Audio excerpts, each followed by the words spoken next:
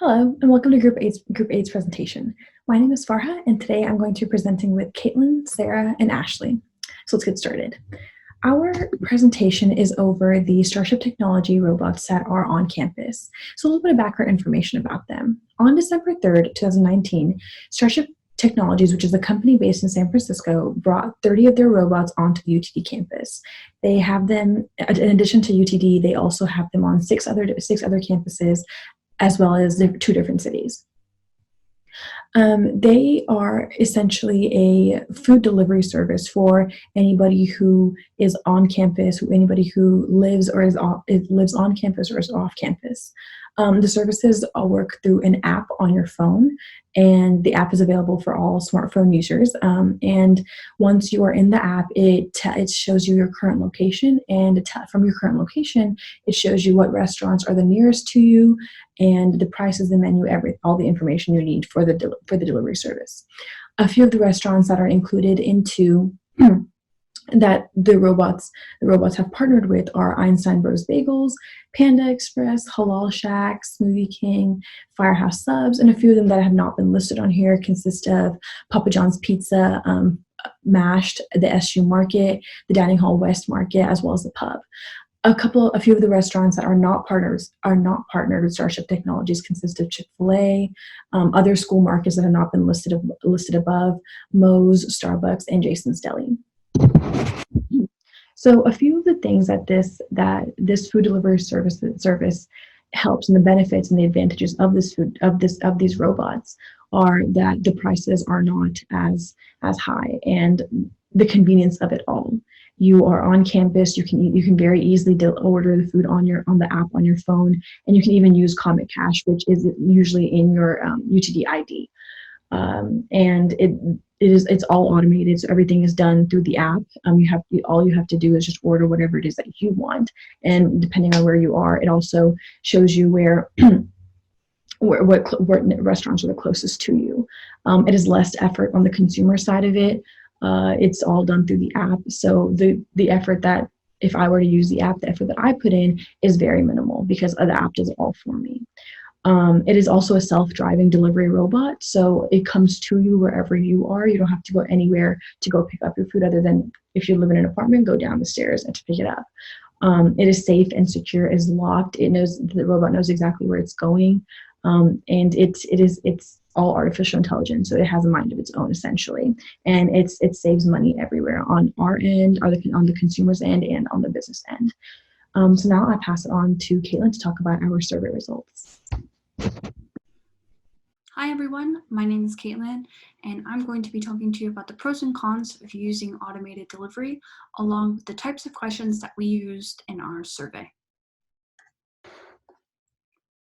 When we looked at automated delivery as a whole, we found that a major benefit for companies was these workers require no breaks and can work for many hours in any weather condition, including snow and rain. A benefit for consumers is the convenience of not having to leave your home to go and get food. And because these robots are autonomous and have no need for human companions, this means that you don't have to tip the robot when it comes to bring you your food. Finally, it's fairly inexpensive, with the average cost being $15 to $20. However, there is a downside to using them. One of the major ones is that there's not enough trunk room for large menu items, as well as the fact that wait times can range from 30 minutes to an hour. It also does not accommodate inside delivery and cannot climb stairs, which makes living anywhere but the first floor inconvenient. Finally, because we live in an age where services and shopping are becoming more and more virtual, we are moving farther away from human interaction, which poses an issue to the human need to socialize. So now that we've discussed the pros and cons, we will move on to our survey. When we created our survey, we knew we needed to weed out those who had not heard of the Starship delivery services. Since our target audience was UTD students, we surveyed our classmates to figure out whether or not they had or had not heard or even seen the little creatures roaming around campus. This question was used to measure student awareness. The next question on our survey measured usage. Out of those who had answered yes, that they knew about the robots, how many had actually used the service? If at any time the respondents answered no to the awareness or usage questions, the survey would end after they hit submit. However, if they answered yes to both questions, they moved on to the next set, which gauged their level of satisfaction from using it. It was here that we got to the heart of our consumers' behavior to figure out what was the biggest benefit that they had received from using the services, as well as some of the negatives. We wanted to know what drives our consumers to use the service versus using other delivery options such as DoorDash or Grubhub. Questions such as how much did they spend, what was their wait time, and whether or not they would recommend the service to a friend helped us understand the perceived value of the service. We also wanted to know what aspects they thought could be improved upon. This gave us an idea about the areas that detracted from the value of this service. The question included 8 answer choices, which respondents could only select the answer that they felt needed the most improvement, such as wait time, a larger selection of menu items, or restaurants offered. So now that we've discussed the pros and cons of using automated delivery services and the breakdown of the types of questions that we used on our survey, I would now like to introduce Ashley, who will walk you through the results of our survey. Thank you, Caitlin. I'm Ashley Schaefer, and I'm going to talk to you about the data interpretation for the service we provided to students regarding their usage and feelings about Starship, aka Tobar. So the first question we asked was, have you heard of Starship/Tobar? As you can see, the overwhelming majority of people have heard of him. Unfortunately, it appears though, although most people have heard of him, they haven't actually taken the time to test it out and try and order from Starship/Tobar. Regarding the details of ordering, as you can see, the average wait time for Tobar is over 30 minutes. What's interesting is the next largest amount of time is only 0 to 9 minutes. You have to consider that Tobar is a small machine that is driving around campus, so a lot of his wait time has to do with how far away you are when you actually order. As far as how much people are spending when using Tobar, the average amount spent is only $10 to $19, with the second largest amount being $0 to $9. A lot of that has to do with 2 factors. One, you have to consider that Tobar is not that big, so he can only accommodate so much menu items. And also the average college student's expenses are not that large. As you can see, people tend to order a little bit more from Panda Express, but overall, everything kind of averaged out to more or less the same. There is a significantly smaller amount of people ordering from SU Market, but more or less, there isn't a huge difference in where people are choosing to get their food.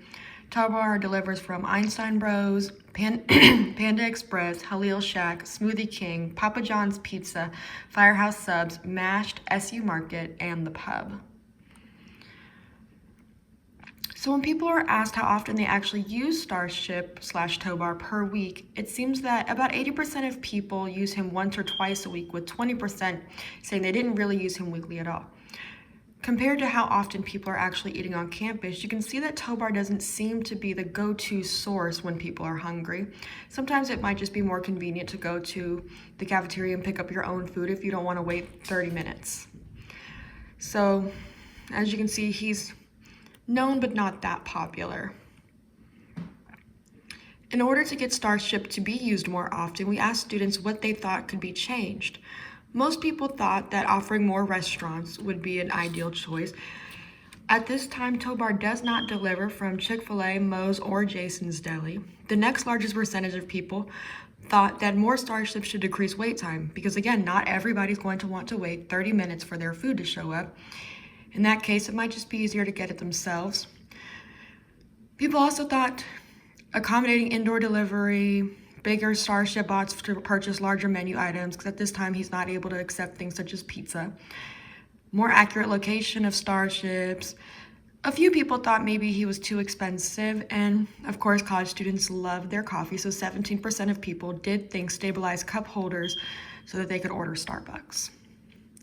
Overall, the feelings students had about Tobar, 100% would recommend to a friend, 100% believe this service would help other students, 90% believe that this service should be expanded to other locations, and 100% gave Starship a 4 or 5 rating. So as you can see, people do think that Starship is beneficial. They are a fan of him.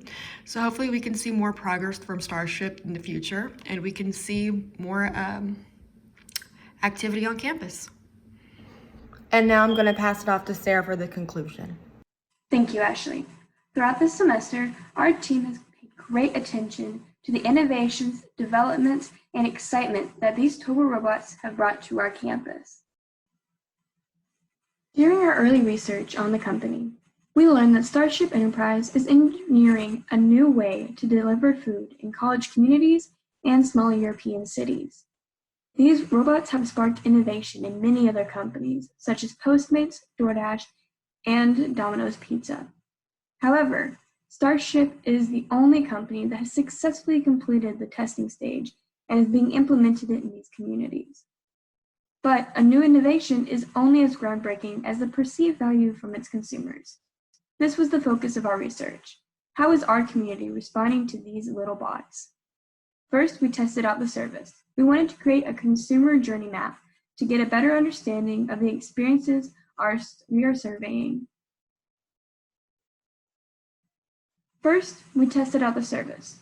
We wanted to create a consumer journey map to have a better understanding of the experiences those we are surveying are having. So we ordered Panda Express and took careful note of the experience and our thought process. From these notes, we handcrafted our survey to target each person's experience and judgments. After that, we analyzed the responses to learn what our community was thinking about the Tobler robot. What we learned is that our community of students has an overall positive response and is supportive of expanding the service on our campus by adding more robots and to bringing Toblers to other campuses. Throughout the project, we were never short of intrigue and wonder at these amazing robots and the industry potential that they have brought with them. Thank you for listening to our presentation. Our team has worked very hard on it, and we're very excited about how it turned out.